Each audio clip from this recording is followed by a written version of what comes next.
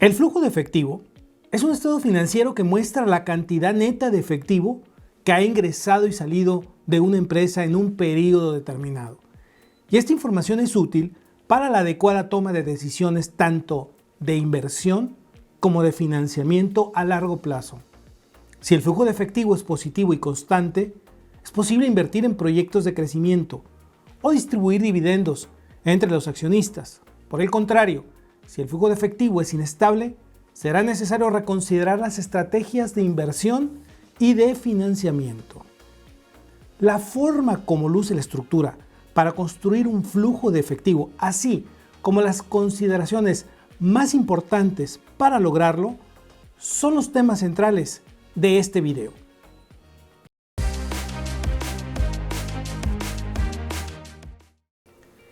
Es preciso tener en cuenta que las ganancias no es lo mismo que el flujo de efectivo.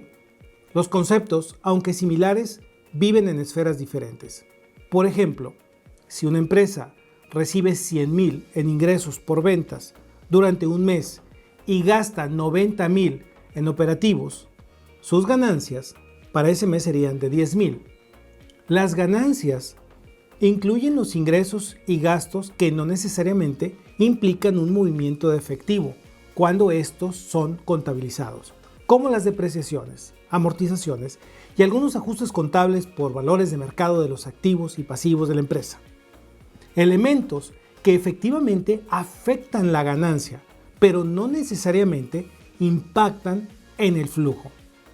Ciertamente, el viaje para conocer la utilidad y el flujo de una empresa comienza en el mismo punto, las ventas netas. En el caso del primero, el vehículo que utilizamos es el estado de resultados. En el segundo, es el flujo de efectivo, mismo que para lograr construirlo habremos de utilizar las cifras tanto del balance general como del estado de resultados. Justamente aquí, en la imagen, apreciamos un sencillo ejemplo de este estado financiero.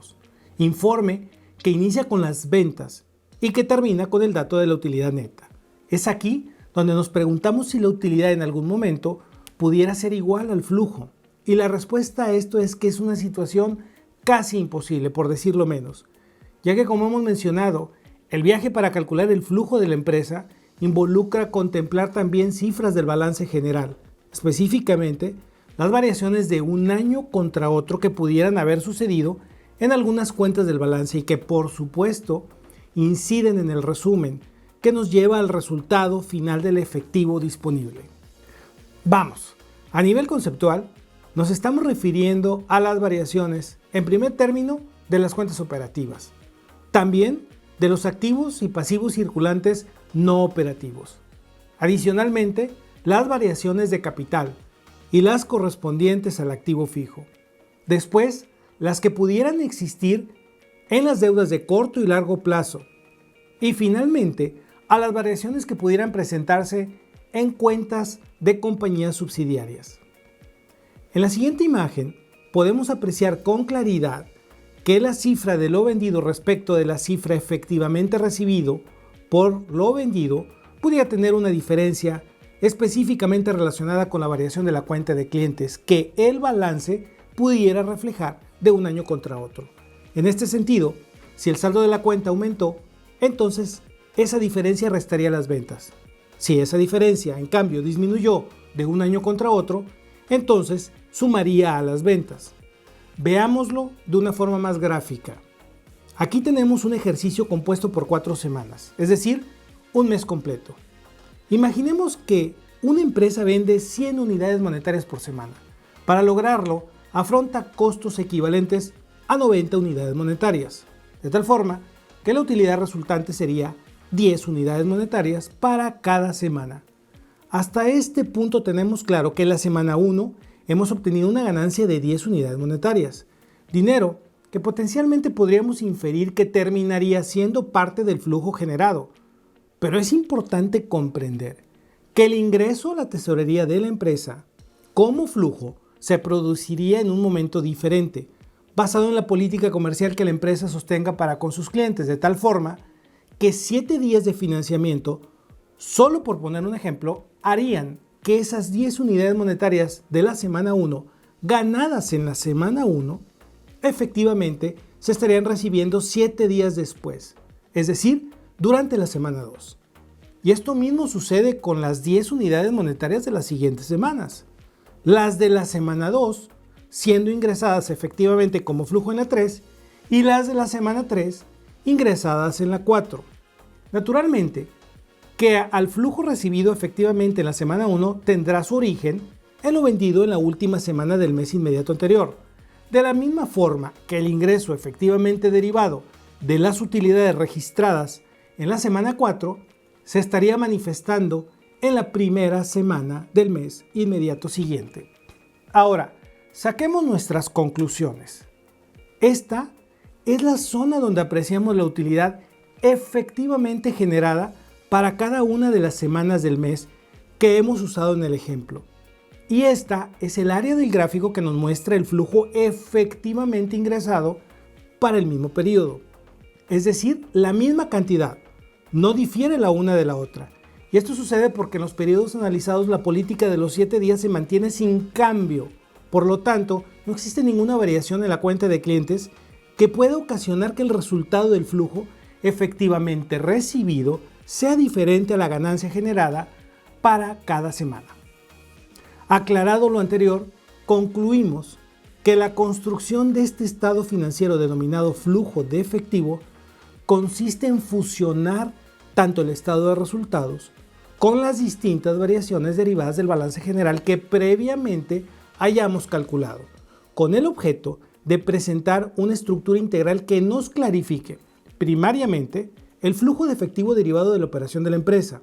Enseguida, el flujo neto después de afrontar los costos financieros implícitos. Luego, el efectivo resultante después de las variaciones de activo fijo y capital.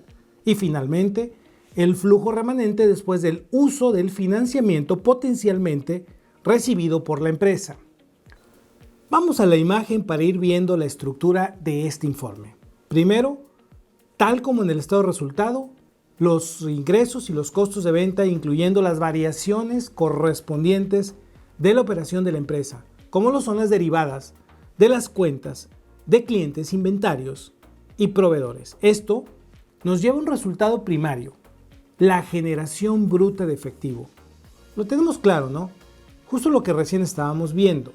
Si no hay variaciones en esas cuentas operativas de un ejercicio contra otro, podríamos inferir que el flujo bruto de efectivo sería igual a la utilidad bruta. Enseguida, los gastos operativos, tanto variables como fijos. Y como podemos apreciar aquí, incluimos las variaciones de los otros activos y pasivos circulantes para llegar al resultado conocido como efectivo neto después de operación, que por cierto es un dato muy utilizado por las instituciones financieras para ponderar la capacidad que posee la empresa para afrontar los compromisos de tipo financiero. Siguiendo con esta estructura, luego vienen los gastos no recurrentes, tanto los financieros derivados de intereses cobrados y pagados, como los gastos e ingresos diversos, que son partidas no recurrentes, emanadas del estado de resultados, que, restadas al efectivo neto de la operación, nos da como resultado el efectivo del llamado costo integral de financiamiento. Posteriormente, continuamos con las variaciones de capital y las del resto de los activos. Me refiero a los bienes de capital manifestados en el activo fijo y a los activos diferidos, de forma que llegamos al efectivo después de las inversiones en activo fijo. Y por último, incluimos las variaciones existentes en las cuentas de financiamiento, tanto de corto como de largo plazo, y los posibles préstamos adicionales que pudieran existir, especialmente cuando se trata de partes relacionadas con empresas del mismo grupo.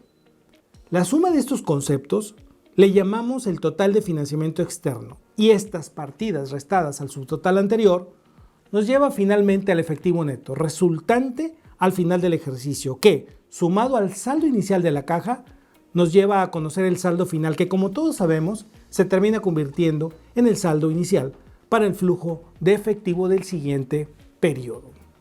El valor que tiene la información derivada de un flujo de efectivo es que la empresa tiene la posibilidad número 1 de controlar El ciclo de efectivo, es decir, el tiempo que transcurre desde que la empresa invierte en su inventario hasta el momento en el que se produce la recuperación de las ventas. Número 2. Mejora la gestión de las cuentas por cobrar. Y para lograrlo, pues es importante mantener políticas claras de crédito, así como un adecuado seguimiento a los saldos pendientes de cobro. Número 3. La posibilidad de optimizar la gestión de las cuentas por pagar, ya que al igual que las anteriores, hacer lo propio con las cuentas por pagar resulta un factor importante para mantener el flujo de la empresa de manera óptima. Número 4. Reducir los costos fijos, ya que evidentemente cualquier optimización en este sentido favorece de forma significativa a una mejor administración del recurso generado por la empresa.